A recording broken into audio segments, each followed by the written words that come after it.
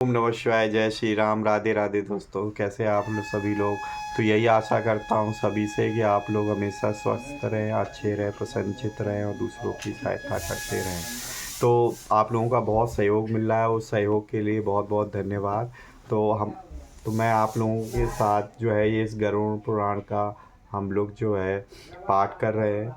ठीक है, तो बहुत ही अच्छा लग रहा है आप लोगों के साथ। आप लोगों का सपोर्ट देखते हैं, इसी तरीके से आप अपना सपोर्ट देते रहें ताकि मैं मोटिवेट होता रहूं और इस तरीके के पाठ आप लोगों के समक्ष ला सकूं, नए नए तरीके की चीज़ें ला सकूं जिसका लाभ आप भी उठा सकें और मैं भी। तो आज जो है हम लोग गरुड़ पुराण के अध्याय 14 का पाठ करेंगे। ठीक है, तो ध्यान चित्त होकर, एकाग्रचित्त होकर उसको सुनिए। ठीक है, तो आज जो 14वां अध्याय है वो उसमें धर्मराज जी के नगर के बारे में बताया गया है कि नगर किस तरीके का बना हुआ है, क्या सारी चीज़ें हैं, क्या क्या चीज़ें जो अवेलेबल है, कितने द्वार हैं वहाँ जाने के लिए, हर एक द्वार में क्या क्या अवेलेबल है, किसको पुण्य आत्मा को क्या चीज़ मिलती है और दुष्ट आत्मा को क्या चीज़ मिलती है, और दुष्ट आत्माएं कौन से द्वार से जाएंगी और पुण्य आत्माएं किस द्वार से आएंगी। तो हम लोग पहले भी पढ़ चुके थे कि जो भी दुष्ट आत्माएं होती हैं वो हमारे दक्षिण द्वार से जाती हैं और बाकी जिन्होंने अच्छे कर्म किए होते हैं, धर्मात्मा लोग होते हैं, वो हमारे बाकी तीनों के द्वार से जाती हैं। ठीक है, ये हम लोग ऑलरेडी पार्ट में पढ़ चुके हैं। ठीक है, तो आज हम लोग इसको स्टार्ट करते हैं। तो हमेशा की तरह प्रथम पूज्य श्री गणेश जी को आह्वान करते हुए हम इस पाठ को प्रारंभ करेंगे। तो जय श्री गणेशाय नमो नमः।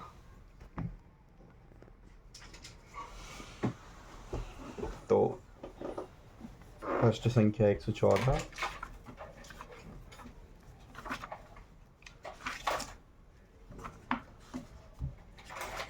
हाँ, अध्याय 14 सीता के धर्मराज जी के नगर का वर्णन। ओके, तो गरुड़ जी ने भगवान विष्णु से सपंडी नादी सर्व कर्म वर्णन सुनकर कहा, हे भगवान, यमलोक कितना बड़ा है, कैसा है, किसने बनाया है, वहाँ की सभा कैसी है।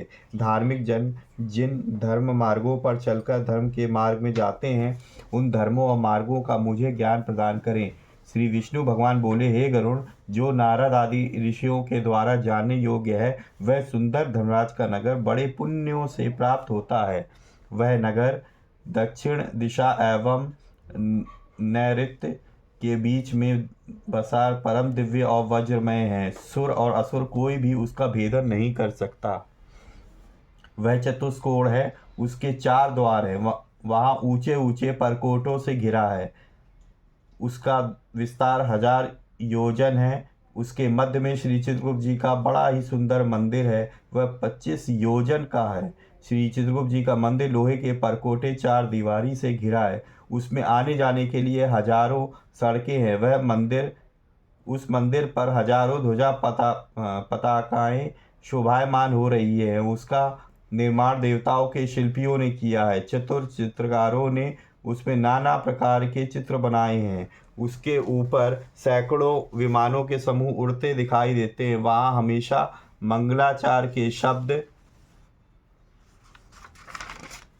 गूंजते रहते हैं। वहाँ के उद्यानों में नाना प्रकार के पंछी कूजते हैं। मंदिरों में अप्सराओं और गंधर्वों के गायन होते रहते हैं। श्री चित्रगुप्त जी धर्मसभा में जाकर अपने आसन पर विराजमान होकर मनुष्यों की आयु की यथार्थ गणना करते हैं। मनुष्य के शुभ अशुभ कर्मों की सही सही गणना चित्रगुप्त जी के खाते में रहती है। जिस मनुष्य ने जैसे शुभ और या अशुभ कर्म एकत्र किए हैं वही सब चित्रगुप्त जी की आज्ञा से भोगना पड़ता है। श्री चित्रगुप्त जी के मंदिर से पूर्व की ओर ज्वर का घर है, दक्षिण की ओर शूल, मकड़ी, विस्फोटक आदि रोगों का निवास है। पश्चिम की ओर कालपास, अजीर्ण और अरुचि रोग का स्थान है। उत्तर की ओर तपेदिक, पीलिया, कैंसर आदि राज रोगों का निवास है। ईशान कोण में सिर का रोग, आग्नेय कोण में मूर्छा का स्थान है। नैऋत्य कोण में अतिसार, वायव्य कोण में शीत ज्वर और दाह ज्वर का निवास है। इसी प्रकार की अन्य व्याधियों से श्री चित्रगुप्त जी का स्थान घिरा हुआ है। चित्रगुप्त जी ने अपने आसन पर बैठे हुए सब प्राणियों के पाप पुण्य कर्मों को लिखा करते हैं। उनके मंदिर से 20 योजन आगे श्री धर्मराज जी का मंदिर है। यह मंदिर रत्न आदि मणियों से जड़ित बिजली की सी चमक दमक वाला अत्यंत दिव्य है। यह 200 योजन लंबा और 50 योजन ऊंचा है। उसमें हजारों स्तंभ लगे हैं। वह वैदुर्य प्राणियों से सुशोभित तथा सोने से अलंकृत है। उसमें अनेक प्रकार के महल बने हैं। महलों की चोटियों पर शरतकालीन मेघों के समान सोने के कलश स्थापित हैं। उनमें चित्र विचित्र स्फटिक मणि की सीढ़ियाँ चमक रही हैं।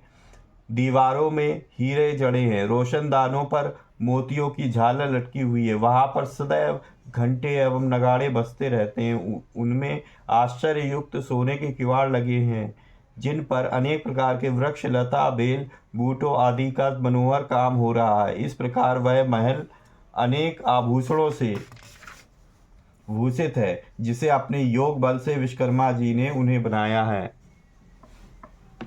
उस पूर्व में 100 योजन चौड़ी काम रूपणी दिव्य सभा है। उसमें सब ओर चमकीले सूर्य का सा प्रकाश भरा रहता है। वह सब स्थल ना तो अधिक ठंडा है और ना अधिक गर्म है।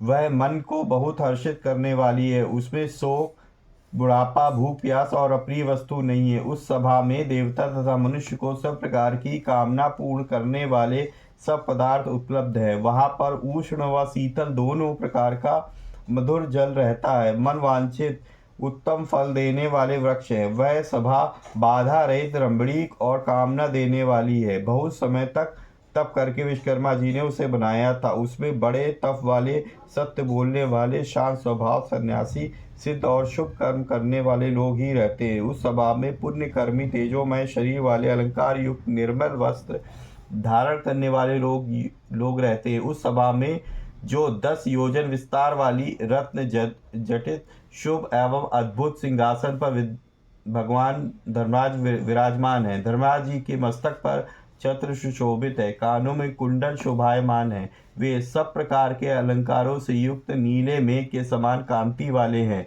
अप्सराएं उनके ऊपर पंखे जल रही हैं। गंधर्वों के समूह और अप्सराएं गीत, बाजा और नृत्य आदि से उनकी सेवा करती हैं।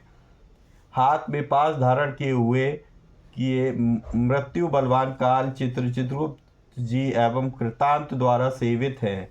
पाश और दंड लिए हुए भयंकर रूप, आज्ञा मानने वाले और अपने तुल्य बल वाले अनेक योद्धाओं से वे घिरे रहते हैं। गरुड़, अग्निस्वात, सोमया, ऊष्मया, स्वधावंत, बहिर्सद, मूर्त और अमूर्त जो पितर हैं तथा अर्यमा आदि पितृगण और अन्य मूर्तिमान पितर सब मुनियों सहित मिलकर धर्मराज जी की उपासना करते हैं। अत्रि, वशिष्ठ, पुलह, दक्ष, क्रतु, अंगिरा, जमदग्नि, परशुराम, भृगु, पुलत्स, अगस्त्य, नारद ऋषि धर्मराज जी की सभा के सभासद हैं, जिनके नाम एवं कर्मों की संख्या नहीं हो सकती। धर्मशास्त्रों की व्याख्याओं से यथार्थ निर्णय करने वाले ब्रह्मा जी की आज्ञा से धर्मराज की सेवा करते हैं। सूर्यवंशी, चंद्रवंशी आदि सभी धर्मात्मा राजा धर्मराज की सेवा करते हैं। मनु, दिलीप, मांधाता, सगर, भगीरथ, अम्बरीश, मुचुकंद, निमि, पृथु, ययाति, नहुस, पुरु, दुष्यंत, शिवी, नल, भरत, शांतनु, पांडु, सहस्त्रार्जुन आदि कीर्ति वाले पुण्यकर्मा राजर्षि लोग बहुत से अश्वमेध यज्ञों से पूजा करके धर्मराज जी की सभा में सभासद की पदवी प्राप्त की है। धर्मराज जी की सभा में धर्म ही वर्तमान रहता है। वहाँ पक्षपात, झूठ और मत्सर नहीं है। वहाँ के सभी सभासद धर्मात्मा एवं शास्त्रवेत्ता हैं। वे उस सभा में निरंतर धर्मराज जी की उपासना करते हैं। हे गरुड़ महाराज, महात्मा धर्मराज की वह सभा ऐसी है जैसे दक्षिण मार्ग से गए पापी लोग उसे नहीं देख सकते। धर्मराज की नगरी में जाने के 4 मार्ग है। पापियों के जाने का दक्षिण मार्ग है। शेष 3 मार्ग में जो पूर्व, पश्चिम और उत्तर आदि दिशाओं में है, जिनसे पुण्यात्मा ही धर्म मंदिर में प्रवेश करते हैं। पूर्व दिशा का मार्ग सब प्रकार के भोज्य पेय पदार्थों से परिपूर्ण है। कल्प वृक्षों से घनी शीतल छाया से आच्छादित है। वहाँ अनेकों विमान पर समय चलते दिखाई देते हैं। यह मार्ग हंसों की पंक्तियों से सुशोभित है। मार्ग मूंगा के बागों से घिरा है, अमृत के रस तुल्य जल से युक्त है। इस मार्ग द्वारा पुण्यात्मा तथा निर्मल ब्रह्मर्षि, राजर्षि, अप्सराएं, गंधर्व तथा विद्याधर और बड़े वासुकी आदि सर्प जाते हैं। देवताओं की आराधना करने वाले, शिव जी की भक्ति करने वाले और ज्येष्ठ आषाढ़ के महीनों में प्याऊ लगवाने वाले, माघ माह में लकड़ी का दान करने वाले, बरसात में विरागी महात्माओं को दान करने से आश्रय देने वाले लोग, सत्य और धर्म में रत लोग, काम क्रोध लोभ से रहित लोग एवं माता पिता की सेवा करने वाले लोग और गुरु भक्त लोग, भूमि, घर, विद्या, गौ आदि का दान करने वाले, पुराणों की कथा कहने वाले पुण्यात्मा जन और भी सुशील सुबुद्धि सज्जन जन राज की सभा में प्रवेश करते हैं। उत्तर दिशा का मार्ग सैकड़ों बड़े बड़े रथों से घिरा हुआ है। यह देव वृक्षों चंदन से सुशोभित है। वहाँ हंस, सारस और चक्रवाक आदि पक्षी किलोल करते रहते हैं।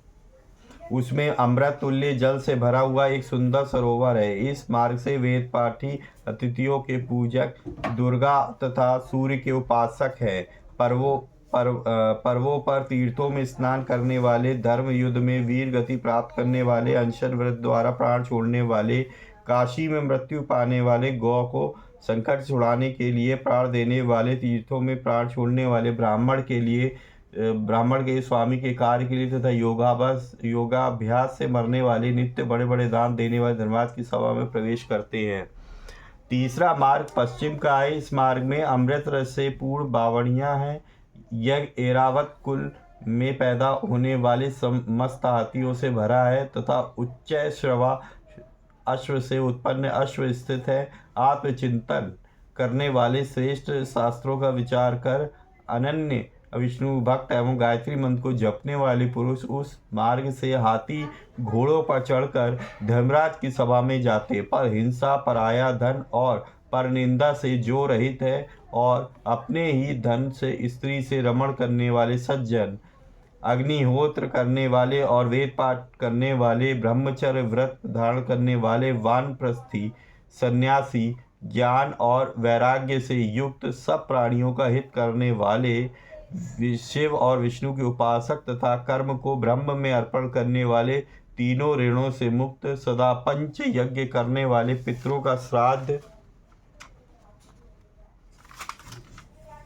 करने वाले, समय पर संध्योपासना करने वाले, नीच संगति में ना पड़ने वाले, श्रेष्ठ पुरुषों की संगति करने वाले पुरुष, अप्सरागणों से युक्त सुंदर विमानों में बैठकर पश्चिम द्वार से धर्मराज जी की सभा में प्रवेश करते। इस प्रकार उत्तर, पश्चिम और पूर्व दिशा से आने वाले धर्मात्माओं का धर्मराज उठकर स्वयं स्वागत करते हैं। तब श्री धर्मराज जी चतुर्भुज रूप धारण कर, शंख के चक्र, गदा, तलवार धारण करके पुण्यात्माओं को बड़े प्रेम से मित्र की भांति मिलते हैं।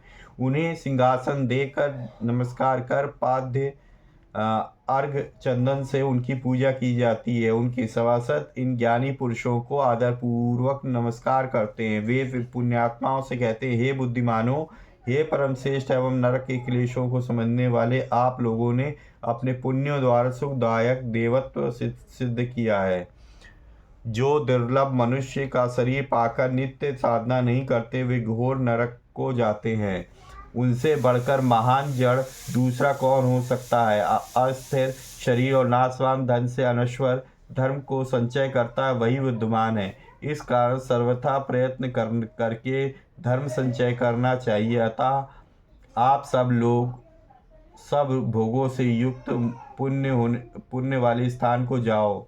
धर्मराज जी के ऐसे वचन सुनकर सभा को प्रणाम करके देवता मुनियों से पूजा प्राप्त करके विमानों में बैठकर परम पद को प्राप्त होते हैं। उनमें से कुछ उस सभा में आदर पूर्वक रह जाते हैं। वहाँ कल्प पर्यंत रहकर देवताओं के भोग प्राप्त करके शेष पुरुषों से फिर दुर्लभ मनुष्य जन्म को प्राप्त करते हैं, जहाँ धनवान, सर्वज्ञ, सर्वशास्त्र विशारद होकर पुण्य आत्म तत्व चिंतन कर परम गति प्राप्त करते हैं। भगवान कहते हैं कि हे गरुड़, तुमने जो यमलोक के विषय में पूछा था वह सब मैंने सुना दिया। इसको श्रद्धा एवं भक्ति से सुनता है, वह धर्मराज जी की सभा में जाता है।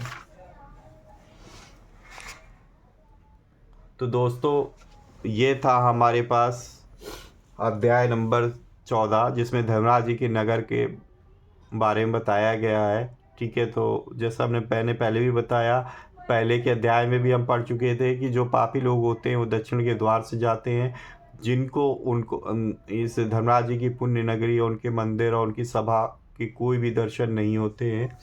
और जो बाकी धर्मात्मा होते हैं जो दक्षिण दिशा के बाकी मार्ग से होके जाते हैं, तो उन्हें हमारे पास जो है पूरी नगर का दर्शन होते हैं और साथ में उनको जो है सारी सुख सुविधाएं दी जाती है, खाने पीने पेय पदार्थ सारी चीज़ उनको मिलती है। और धर्मराज जी का और चित्रगुप्त जी का, उनके सभासद का पूरा जो है पूर्ण जो है उनका दर्शन होता है।